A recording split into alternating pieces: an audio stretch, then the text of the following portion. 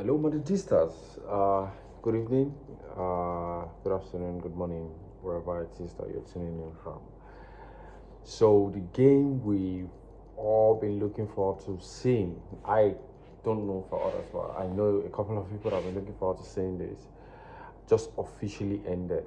And the reason why I say we've all been looking forward to seeing, especially as Madridistas, is because this is the fixture that has the most Real Madrid players represented collectively, right? So we have about four of them in France and then one in Austria, even though David Alaba is not officially in the team, but is there, he's providing support, is with them in the camp, and he was rooting for them from the sidelines. So I think second on that list would be the Spain versus Croatia game with three of our players on the Spanish side and then Modric on the Croatian side. We already talked about that. Spain won that one comfortably. But I have to say that this is the best game so far this season.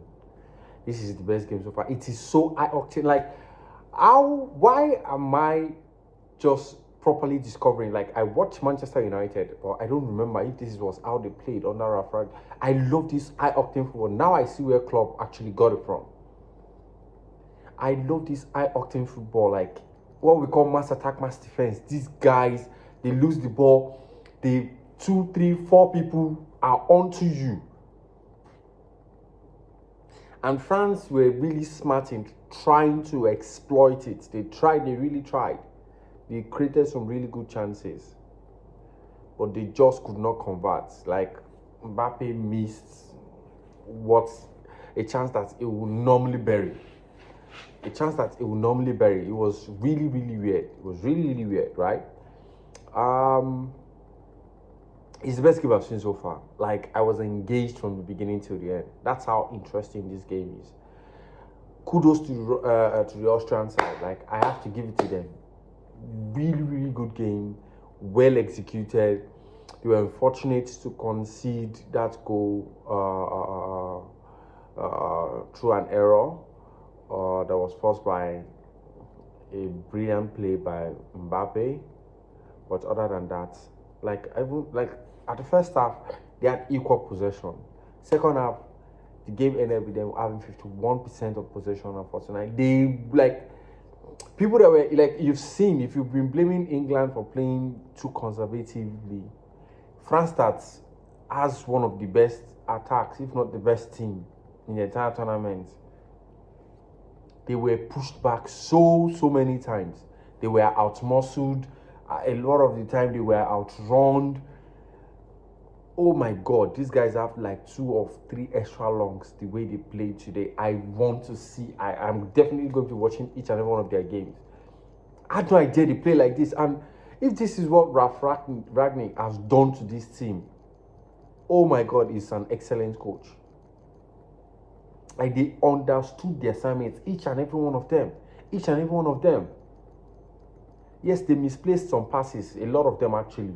But after they do that, the way they try to recover the ball immediately, that mentality, I just love seeing that in football. I just love seeing that. They made France work for this win. I kid you not. It could have ended up a draw and it would have been deserved if it did. They did not come to play. They were not afraid. They came at France like, we will win this game. And I love that mentality. Anyway, enough of the superlatives about the most beautiful match I've seen in the tournament so far. Let's talk about the Madridistas on show. I'll start with Austria. David Alaba is injured other than ACL, and he's still in the process of recovery. So he's with the team, but he's not going to play the tournament. Very, very unlikely he's going to play the tournament, right? So he's just there providing moral support since he's the captain and one of their most capped and their most experienced player, by the way. On the French side, I don't know. For some odd reason, I did not. I thought I would support France the way I did England because of Jude Bellingham, or I would support Brazil because of Vini and Rodrigo and Militao, right? But in a way, I was so carried away by how good these guys were playing that. Sorry, I'm distracted. I'm still looking at the highlight.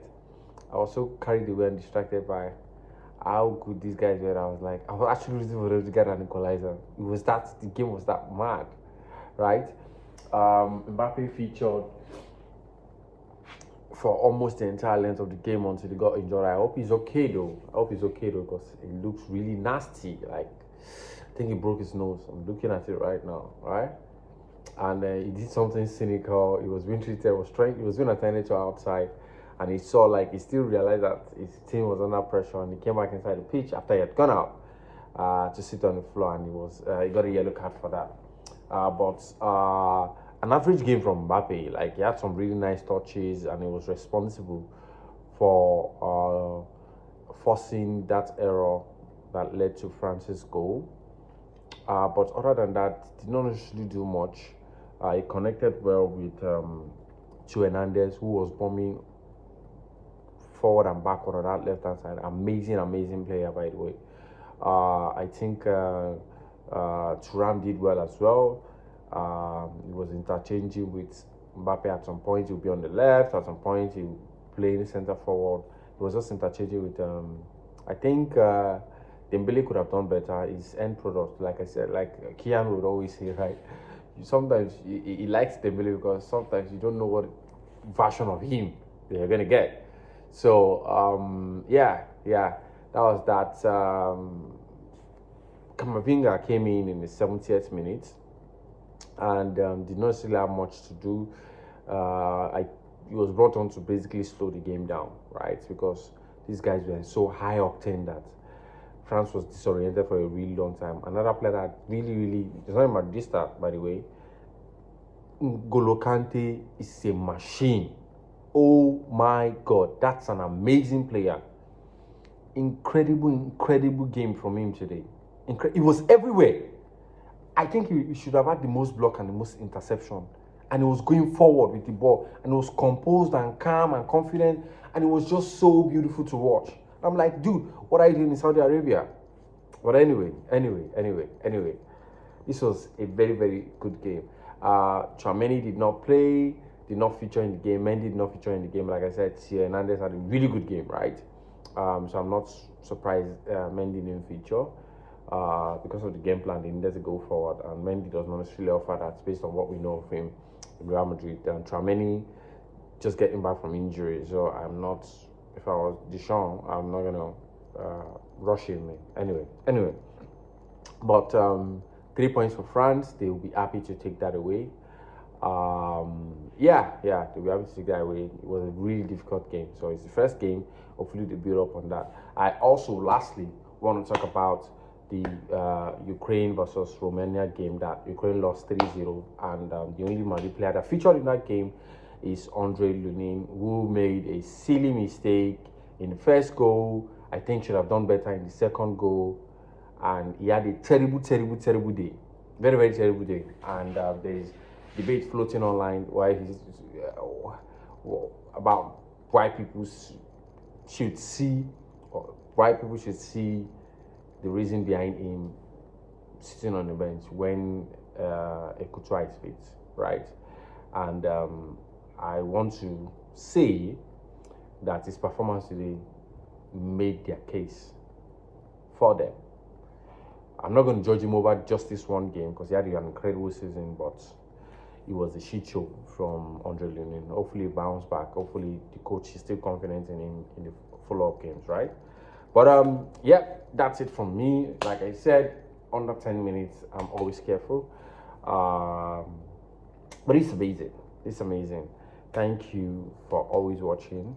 If you come across this, kindly leave a comment, like the video, most especially subscribe.